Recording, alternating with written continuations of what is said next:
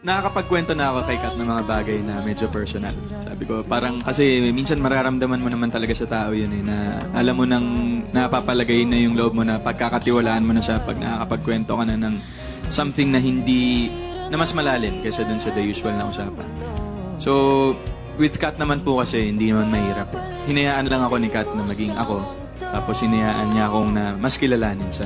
Na walang pumipigil, walang pinipilit. So, kaya naging magaan po yung samahan namin. Hello Kathleen fans! Ito na nga ha. Kumalma tayo mga kasombrers kasi dumadami pa rin talaga ang Kathleen. Sabi ito, what if sila na ni Catherine Bernardo pero low-key? So, ito mga kasombrers, marami akong dito napatunayan na sabi niya kasombrerong Ren ay after ng Hello Love Goodbye ay parang naging close sila mga kasombrers, diba? Narinig ninyo dun sa magandang buhay nila na interview mga kasombrers na sinabi ni Pops Alden na mas nararamdaman na parang nakapag-open up na kay Ma'am Kath ng mga bagay na personal, no? Na parang mararamdaman mo naman sabi niya na pwede ka mag-open up sa isang tao na mas malalim sa usual na usapan at hindi siya nahirapan na na mag-open up at saka magkwento kay Ma'am Kath kasi nga wala namang pumipigil kaya nga mas naging magaan yung samahan nila mga kasambreros. So tayo po ay what if sila na so ito mga kasambreros, low-key lang talaga ang Kath din, no? Kasi nagkakasundo sila sa mga values and then yung mga witnesses talaga ng kanilang kaswitan nung sa tapos yung same gym sila, pareho sila ng pinupuntahang gym para mag-workout. Sabi nga ni Ma'am AC, no? Pareho sila ng coach. Tapos nagkikita siya at saka bumibisita mga kasambreros, sabi niya kay Sir Boy Abunda. Ito mga kasambreros kasi alam natin na hindi naman bulag, no, ang team ni Sir Alden sa locomotion ng social media na kasi may nakita ko dito na parang post din na sabi ko may hidwaan daw ba ang Kath din mga kasambreros na Sir Alden at saka si Ma'am Catherine kasi parang never niya na-mention dun sa Hello Love Again mga kasambreros, parang general lang yung sinabi ni Sir Alden na nagpapasalamat siya sa team ng Hello Love Again and so on. So tapos ito nga yung sabi dito sa may post na Catherine Bernardo hindi dumalo sa Guillermo Mendoza awards night kung saan awardee siya. Alden Richards hindi man lang binanggit si Catherine nang tanggapin ang sarili nitong award sa GMFF. Mahidwaan ba sila? So ito yung tanong ng karamihan, no, kahit yung pep mga kasambreros ay meron silang idea din, no, kasi nakita nila online na trending ang Kath din mga kasambreros. So ito although may point, no, na bakit hindi mo lang kasi nga parang ayaw na ni Sir Alden na parang magkaroon na naman ng kilig-kilig doon tapos yan. So although ako medyo na off din ako dito ng konti na hindi niya na-mention, no, kahit si Ma'am Catherine mga kasambreros kasi dati talagang sa promo pa lang parang sobrang close nila and so on mga kasambreros, pero naiintindihan ko rin yung part na bibigyan na naman ng issue, no, kasi pwede ka naman mag-press con pwede ka naman para magpa-interview mga kasambreros ulit kay Tito Boy or kanino man dyan mga kasambreros at sasabihin friends lang talaga kami ni Ma'am Catherine, na pwede sabihin na pwedeng i-deny na magkaibigan lang kami, so ganun. So pwede naman ganun mga kasambreros, parang linawin mo lang ba na na straight to the point na we're good friends, kasi pag tinatanong siya hindi alam mo yung sa kay Nelson Canlas nga, di ba? So what kind of friendship, sabi niya ganun ni Sir Nelson, can you qualify what kind of friendship? Tapos nagpa-cut siya, sabi ni Sir Alden, pwede bang cut? Sabi nga, Can we qualify? What kind of relationship is that? Ha? Ito naman. Kat. No. so alam mong meron mga kasambreros, okay? Yung kay Sir MJ, no, na tinanong siya kung sino yung laman ng puso niya sa kanyang kasi sinong babae yung laman ng puso niya kasi dati si Mama Mary and so on mga kasambreros. So tapos parang open, parang kapag going back, we'll be right back sa question na yan, sabi nga. So alam mo meron mga kasambreros, kung kaya team panatag tayo, parang ikalma natin yung ating sarili kasi siguro kung naging hindi artista si Ma'am Catherine, no, siguro gusto ni Sir Alden talaga ng tahimik at saka peaceful lang na low-key lang ba na relationship mga kasombrero. So tayo bilang fans, talagang dito ko natutunan na i-humble down ang aking sarili din, no, sa kanila, kasi hindi naman tayo may control ng buhay nila, you know? We're just fans mga kasombrero. Yes, malaking part, no, ng kumapa ng fans mga kasombrero sa pag-angat ng isang artista, as sinabi nga rin ni Sir Alden mga kasombrero, sa malaki ang utang ng isang artista sa mga fans mga kasombrero, kasi kung wala ang mga fans ay hindi aangat ang isang artista. So walang tatangkilik, walang manonood ng pelikula for example o ng palabas kung hindi nila gusto ng artista. So parang ganoon lang ba? So pero dito sa relationship status na na low key lang sila, no, let's respect that mga kasombreros. Although ako din syempre meron din tayong mga pagkadismaya minsan, pero kailangan ikalma natin ang ating sarili. Kasi at the end of the day, kapag naging rash tayo sa pagbitaw ng mga salita, naging harsh tayo, ay tayo rin naman po ang parang lugi, no, ganun mga kasombreros, kasi nasira ang mood natin. Imbis na masaya tayo ngayong araw na to, ay kung pa naging tayo, no. Ako po ay nakiki-empathize ako sa aking mga subscribers, no, sa ating mga Katinatics dyan. I'm with you, okay? I'm in your shoes mga kasombreros and Katinatics, pero wala naman tayo magagawa, no, kapag tayo po ay mag-rant, no, kasi tayo ay fans lang naman mga kasombreros. Kumbaga pa natuto akong ilugar ang aking sarili. So ganun po mga kasombreros. Pero yun po, no, good news ulit tayo dito, ha. Kasi nga hindi ako makagit over dun sa may Edis Choice Awards nila, 8th yung nominations ng Hello Love Again. So ito, nakita natin na napapansin talaga yung pelikula ni Direk Cathy mga kasombreros. So hindi malayo na kasi dito nagsisimula no, dito nagsisimula talaga yung blockbuster pa na income. So dyan nagsisimula, yun yung mga kumaga pa solid na reasons kung bakit gagawa ulit ng pelikula or gagawa ng project mga kasombreros ang Cathy din. So ito yung mga reasons, yung mga awards, no, bonus na lang actually ito mga awards mga kasombreros. Yung kita, yung click sa masa, no, yun talaga, no, ganun talaga. And then yung kwento ba, yung hatid na value at saka worth ng pelikula gaya ni Direk Cathy, na yung matatouch talaga yung puso ng mga tao, and then makalearn ng lesson out of the show or out of the movie or the teleserye for example. So yun talaga ang pinakamahalaga. And hindi ko ito naisama kasi ang parang ang syempre, di ba, nominations yung na-achieve ng Hello Love Again. So, may mga kalaban sila, no, kagaya dito sa pagiging Best Actor, no? Kalaban dito ni Sir Alden, sila Arjo Atayde, no? Sila Dennis Trillo ng Green Bones. Kalaban niya rin dito si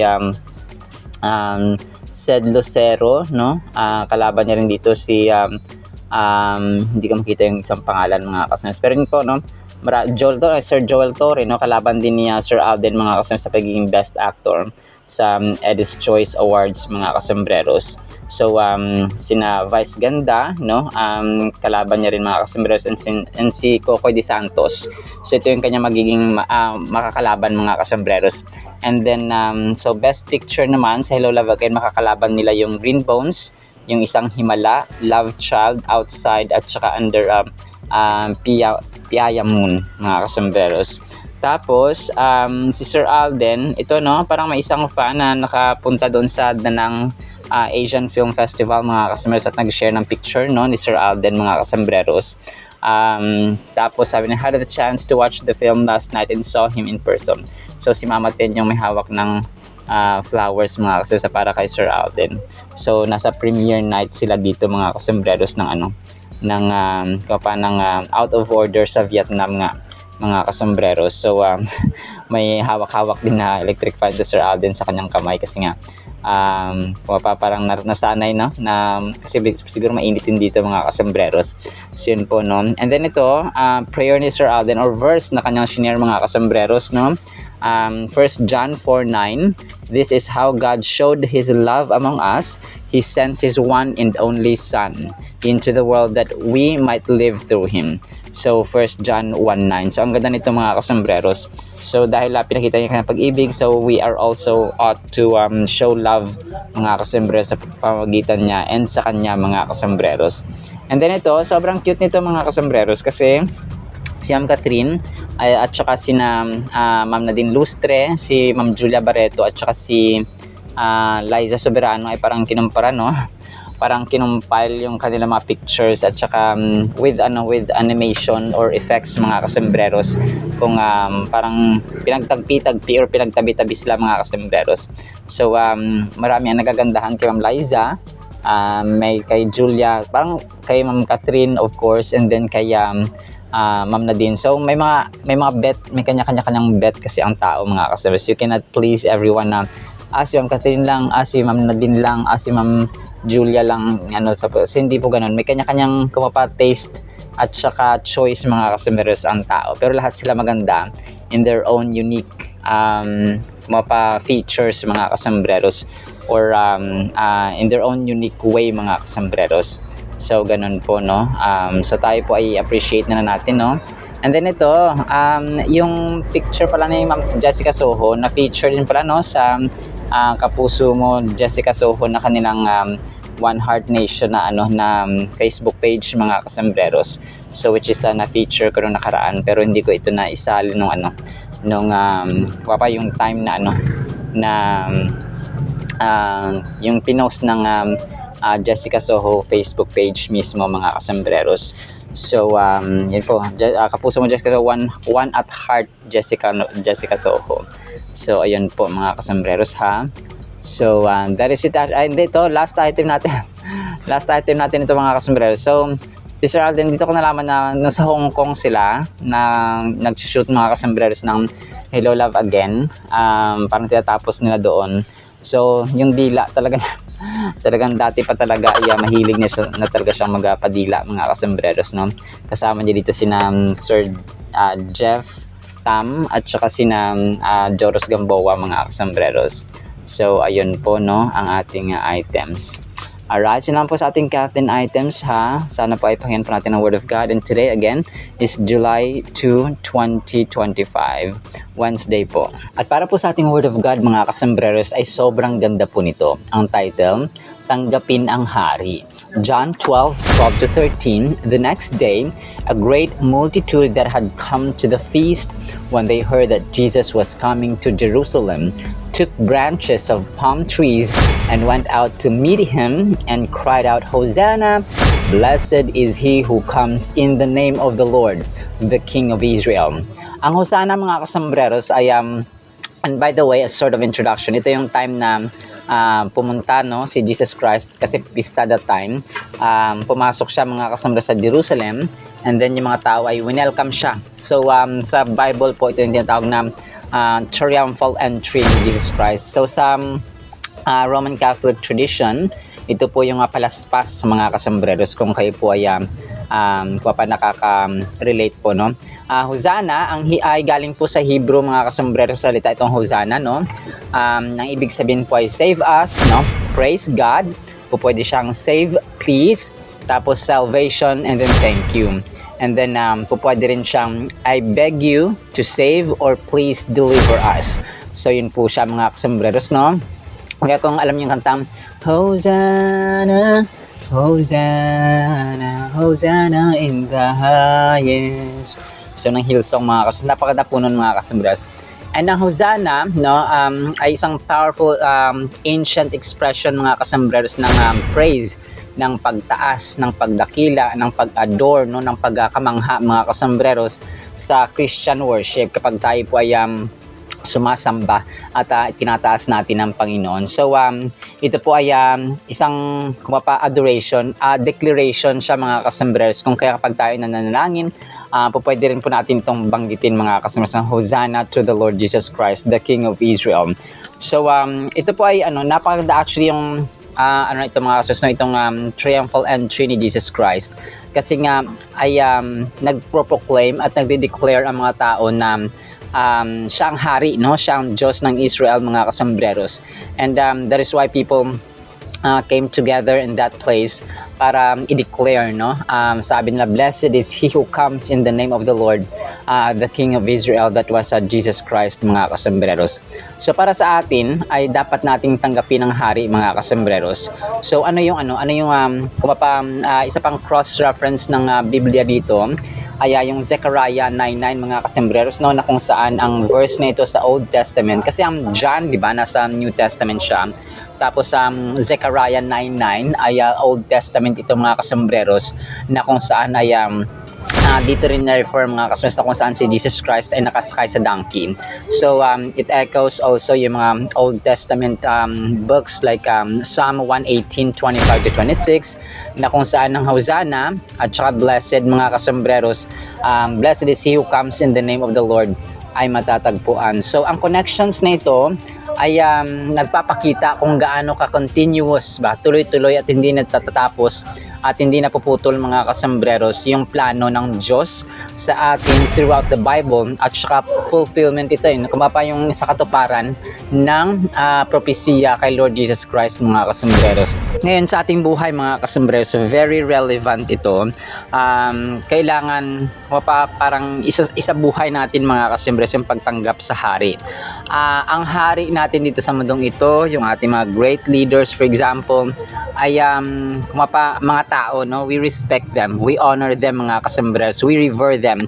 However, Jesus Christ being the Son of the Living God, ang hari ng mga hari at Diyos ng mga Diyos, ay mas parang mas i-honor natin at mas bigyang papuri, no, bigyang Hosanna mga kasembreros, kasi nga siya ang pinakamataas sa lahat, ang pinakamataas ng pinakamataas mga kasembreros.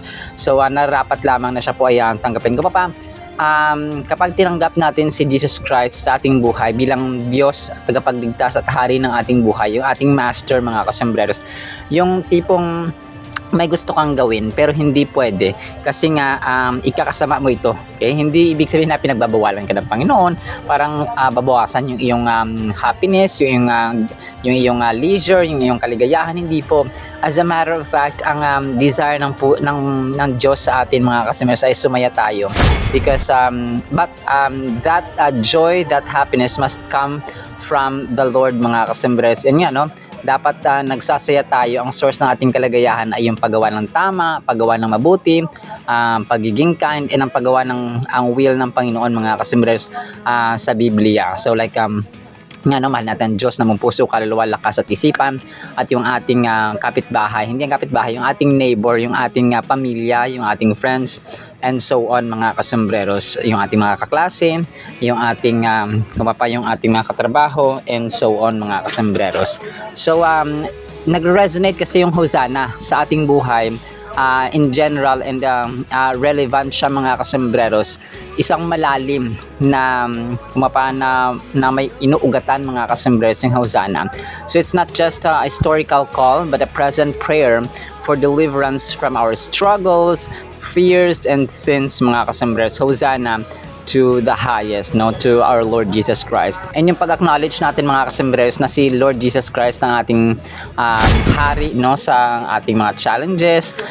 He is king over our trials, against diabetes, against high blood, hypertension, against tuberculosis, against pneumonia, against rheumatism, no, against sa any mas makapangyarihan siya over asthma and any other illnesses mga kasembreros. He is more powerful than cancer, than HIV, AIDS, and so on mga kasembreros, na mas makapangyarihan. That is why sinabi sa Biblia na His name is above every name. So mas makapangyarihan at mas mataas pa sa pangalan ng sinumang presidente, ng kings, ng queens, the most powerful people dito at saka most influential people, richest and wealthiest people sa mundong ito, ay mas makapangyarihan ng Diyos. Kasi siya may-ari ng lahat, no? Every inch ng ating tinatapakan, siya po ang may-ari at siya po ang may gawa mga kasembreros ng mundong ito. Every planet, every constellation, every star, every moon mga kasembreros, every universe na part ng multiverse ng whole galaxy, ng whole universe sa kalawakan mga kasembreros, ay siya ang may gawa. Heavens and heavens, after heavens, beyond heavens, behind and above heavens mga kasembreros, ay siya ang may gawa. Ang mundong ito ay siya ang may gawa mga kasembreros. So the peace he found in surrendering to Jesus' kingship was transformative. So ito yung ano natin, no, parang gawin natin mga kasembreros. So, sa verse na ito, no, bilang conclusion mga kasembreros, yung John 12:13, ay in-invite tayo, no, na mag-join tayo dun sa crowd, no. Imagine natin na we are part of that crowd ng mga tao na sumisigaw na Hosanna, no, and blessed is he who comes in the name of the Lord, no? That was Jesus Christ. So imagine natin, hindi lamang siya tuwing palaspas, no? Tuwing Semana Santa natin ginagawa, but every day of our lives mga kasumberos, dapat po tayo ay ina-acknowledge natin yung kingship ba, yung pagiging hari ng Panginoong Diyos sa ating buhay. Recognizing His authority, power, and sovereignty over all creation. We declare our submission and allegiance to Him as the rightful ruler of our lives by hailing Him as King. So, pinipraise natin siya at itinataas mga kasembreros bilang ating hari. It is a profound acknowledgement of His divine nature and the fulfillment of prophecy as Jesus came to establish His kingdom on earth and reign eternally, no, forever and ever mga kasembreros. So, imagine natin as we sing Hosanna to the Lord Jesus Christ, we are part of that crowd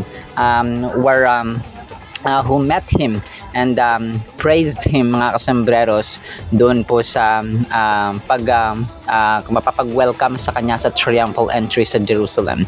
So isipin natin parati na yung John 12:13 or John 12:12-13 ay reminder sa atin, no, na tayo po ay nawalang family or part ng community ng nag-welcome kay Jesus Christ. So it's time now for us to open our door, our heart mga kasembreros, para po maging hari ang ating Diyos at tanggapin siya sa ating puso bilang hari. Kung kaya tanggapin ang hari mga kasembreros.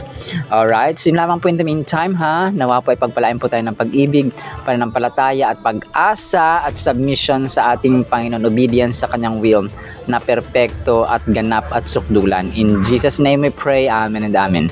See you sa next segment mga kasembreros. Paalam po. I love you.